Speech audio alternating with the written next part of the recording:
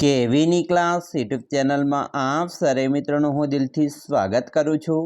આજે વિદ્યાર્થી મિત્રો વાત કરવાના છીએ ધોરણ 3માં આપણી નવીન સ્વાધ્યાયન પોથી જે આપવામાં આવેલી છે તેમાં ગુજરાતી વિષયનો પાઠ નંબર 2 પોટલા ટપકે ટપ, જેનું આ વિડીયોમાં આપણે સચોટ, સાચું અને સંપૂર્ણ સોલ્યુશન જોવાના છીએ। તો ચાલો વિદ્યાર્થી મિત્રો વિડીયોની શરૂઆત કરીએ। તેના પહેલાં તમે ખાસ ચેનલમાં નવા આવેલા હશો તો ચેનલને અવશ્ય સબસ્ક્રાઈબ કરી વિડીયોને લાઈક અને શેર કરવાનું પણ ન ભૂલતા। પાઠ નંબર 2 પોટલા ટપકે ટપ, જેમાં પ્રશ્ન 1 છે, હું વાંચીને લખું। પાઠ્યપુસ્તકના પાના નંબર 17 પરની વાર્તાની શરૂઆતની 13 લીટીઓ વાંચીને પ્રશ્નોના જવાબ લખો। અહીંયા વિદ્યાર્થી મિત્રો પ્રશ્ન 1 છે, ગુલાબી ઠંડી એટલે કેવી ઠંડી? આછી આછી ઠંડી કે કડકડતી ઠંડી? તો મિત્રો ગુલાબી ઠંડી એટલે આછી આછી ઠંડી। બીજું, ખાલી જગ્યા પૂરો, રાત એટલે અંધારું તો દિવસ એટલે અજવાળું। ત્રીજું, લખો, એક હોય તો, એક કરતાં વધારે હોય તો? જેમ કે કૂકડો, એક હોય તો કૂકડો લખાય, જ્યારે એક કરતાં વધારે હોય તો કૂકડા લખાય। વાદળું, વાદળા, એવી રીતે કપડું, એક હોય તો કપડું લખાય, વધારે હોય તો કપડાં લખાય। દીવો અને દીવા, બરાબર। ચાલો પ્રશ્ન 4, આ વાર્તામાં મોટો દીવો એટલે શું? તો આ વાર્તામાં મોટો દીવો એટલે સૂર્ય। 5, સૂર્યોદય એટલે શું? સૂર્યોદય એટલે સૂર્યને ઉગવું। 6, બે અક્ષરો જોડીને લખ્યા હોય તેવા શબ્દો શોધીને લખો। તો જેમાં ફીકા, ચાલ્યા, ફર્યા, લાગ્યા, ગમ્મત, હસ્યા અને માંડ્યાનો સમાવેશ થાય। 7, સૂર્યોદય વખતે વાદળાની જેમ તમને શું કરવું ગમે?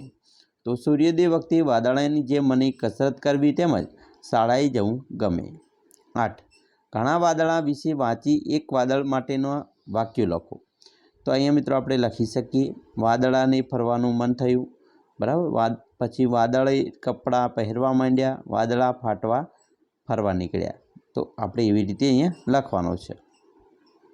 પ્રશ્ન 2, હું ગીત ગાતા લખું। જેમાં પહેલું છે, ફોરા એટલે શું? તો ફોરા એટલે વરસાદના ટીપાં।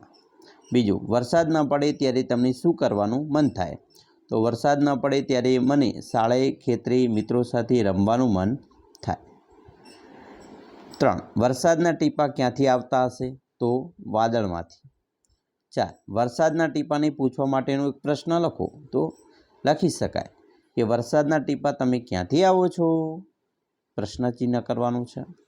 5, ઝાઝર તો ઝાઝરિયું, એવી રીતે ભંડારિયું તો ભંડાર થાય, તો એમ વાદળ તો વાદળિયું થાય, કેસરિયું તો કેસર, આંગણ તો આંગણિયું અને કાગળિયું તો કાગળ। 6, તમે વરસાદને શું કહીને કે ગાઈને બોલાવશો? તો આપણે ગાઈએ, આવરે વરસાદ, ઢેબરિયો વરસાદ, ઊની ઊની રોટલીને કારેલાનું શાક, આવા ગીત ગાઈને આપણે વરસાદને બોલાવીશું। પ્રશ્ન 3, હું શોધીને લખું।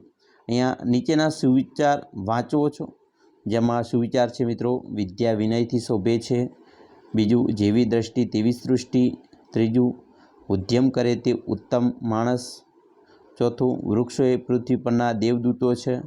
અને 5, દ્રષ્ટાંત આપો નહીં, દ્રષ્ટાંતરૂપ બનો। તો અહીંયા મિત્રો પહેલું છે, ઉપરના સુવિચારોને આધારે ખૂટતા અક્ષરો મૂકીને ખાલીયા પૂર્ણ કરો। અહીં મિત્રો ધ્યા તો વિદ્યા થાય, એવી રીતે વૃક્ષો, દ્રષ્ટિ, ઉત્તમ, પૃથ્વી, દ્રષ્ટાંત અને સૃષ્ટિ। બીજું છે, તમારી શાળામાં બાળકોના નામમાં આવા અક્ષરો આવતા હોય તો તે નામ લખો। તો જેમ કે મિત્રો ઉદાહરણ તરીકે પદ્મા, તો એવી રીતે અહીંયા શ્રવણ આવે, પૃથ્વી, સૃષ્ટિ, વૃંદ, કૃપા, ધન્ય, બરાબર, આવા શબ્દો આવશે। પ્રશ્ન 4, હું વિચારીને લખું। તો અહીંયા મિત્રો તમને નીચેનું સૂચના બોર્ડ વાંચી પ્રશ્નોના જવાબ લખવાના છે। અહીંયા મિત્રો અંભેટા ગામ સહકારી મંડળી, બરાબર, 13/7/2020 વાર સોમવારના રોજ સૂચના આપેલી છે કે સૌ ગ્રાહકોએ ફરજિયાત માસ્ક પહેરીને આવવું। બીજું, કોરોના મહામારીને લીધે આજથી મંડળીનો સમય સવારે 8 થી બપોરે 2 સુધીનો રહેશે, જે મંડળીના સંચાલક લખે છે। પહેલું છે, સહકારી મંડળી એટલે શું? એ પ્રશ્ન છે, તેનો જવાબ આવશે કે સહકારી મંડળી એટલે બધાના સહયોગથી ચાલતી મંડળી। બીજું, નમ્રતા વાર્તાની આખી પુસ્તિકા વાંચીને બપોરે 2 વાગ્યે અનાજ ખરીદવા મંડળી પર પહોંચે છે તો એને અનાજ મળશે કે કેમ? તો નમ્રતાને અનાજ મળશે, કારણ કે મંડળી 2 વાગ્યા સુધી ચાલુ હોય છે. ત્રીજું, આ સૂચના બોર્ડ કયા મહિનામાં લખેલું છે? તો આ સૂચના બોર્ડ જુલાઈ મહિનામાં લખેલું છે. 4, મંડળીનો સમય શા કારણથી બદલાયો છે? તો મંડળીનો સમય કોરોનાના મહામારીને કારણે બદલાયો છે. 5, માસ્ક પહેરવાની સાચી રીત કઈ? તો નાક મોં બંને ઢંકાય એ રીતે પહેરવા. 6, માસ્ક તરીકે શું શું વાપરી શકાય?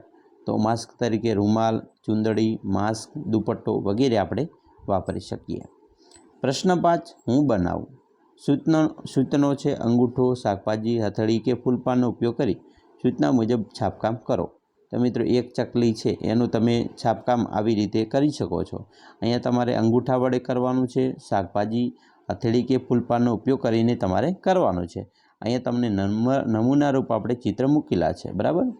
તેવી રીતે એકથી વધારે ચકલીઓ, પછી એક ફૂલ, પછી એકથી વધારે ફૂલો, એક પાંદડું, એકથી વધારે પાંદડા. તો આવી રીતે તમારે પણ મિત્રો એની અંગૂઠાની છાપ વડે, શાકભાજી પાંદડા વડે છાપ ઉપસાવવાની છે.